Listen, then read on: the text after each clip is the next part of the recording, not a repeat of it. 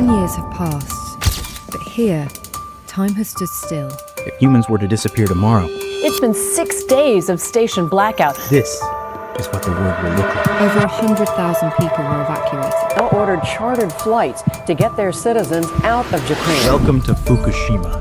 Japan has been hit by its biggest earthquake since An records explosion began. was heard and smoke seen at the power plant. A ghost town in Japan that was once home to over 2 million people is now empty. Whole towns were washed off the map, leaving nothing behind. But the question I had in mind while documenting here was, why does this place look like this? And why would everyone just leave? Frozen at 2:46 p.m., the exact moment a massive earthquake struck northeastern Japan, Full-blown nuclear disaster. Here is what happened.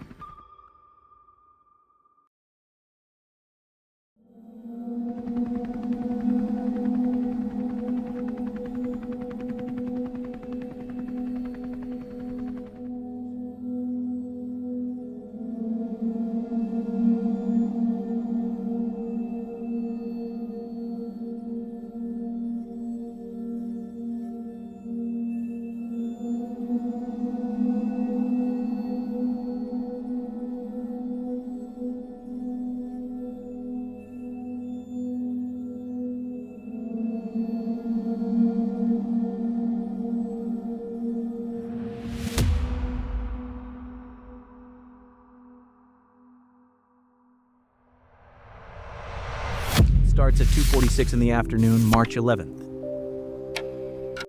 The ground doesn't just shake, it convulses for almost 3 minutes straight. The strongest earthquake ever recorded in Japan. Then the ocean pulls back, and it comes back angry. A wall of water, over 40 feet tall in places, doesn't just hit the coast, it erases it.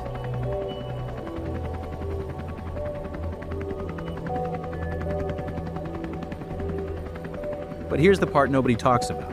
The wave wasn't the real disaster, the wave was just the trigger. Because miles inland, at a nuclear plant called Fukushima Daiichi, the water drowned the generators, the ones keeping the reactors cool. And without power, without cooling, the reactors start cooking themselves from the inside out. One day later, March 12th, reactor number 1 can't hold it anymore, pressure builds, and then it explodes. Radiation, now in the air. 2 more reactors follow in the days after. What started as a natural disaster just became something much worse.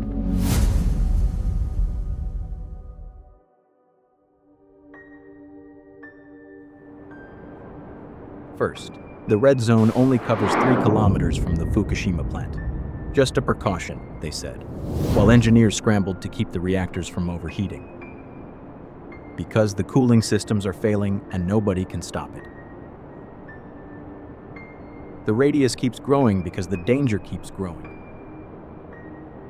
Families are told, leave, don't pack, don't wait, don't look back. 465,000 people gone from their homes in a matter of days. Some thought they'd be back in a week. Some are still waiting, over a decade later.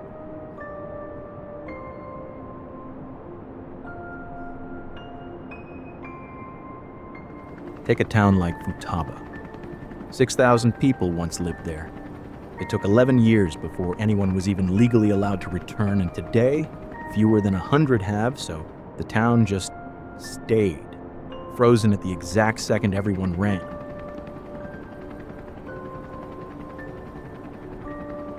These are roads residents used to drive down every single day. Now they're empty. No birds, no sound, nothing. Just wind, rust, and time standing still.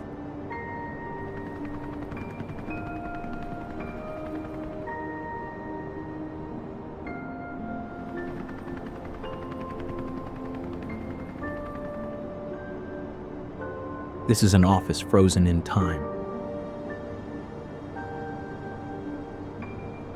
looking like places in a game called The Last of Us.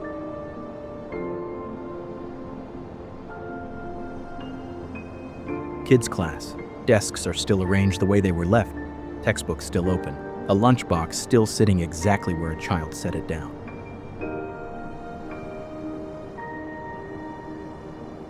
March 11th, 2011. The last day anyone touched it.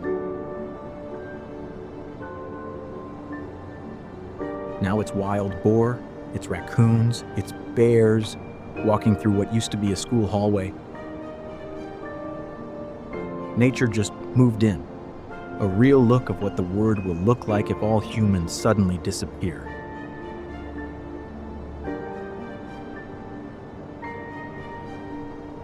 And that's the Fukushima. Nobody shows you, not the headline, the after, the silence, the empty road nobody drives anymore.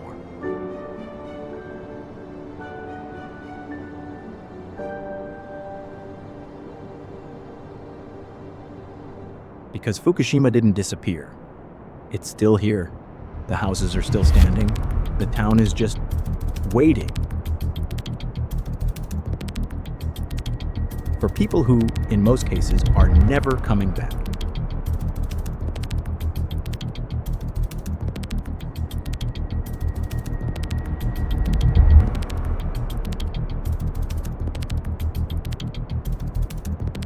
Some places get destroyed. Fukushima didn't get destroyed. It got paused, mid-sentence, mid-meal, mid-life. And nature just quietly took the pen from there. So next time you see an empty road or an old house nobody's touched in years, remember, somewhere in Japan, there's an entire town like that, still frozen, still waiting, still there.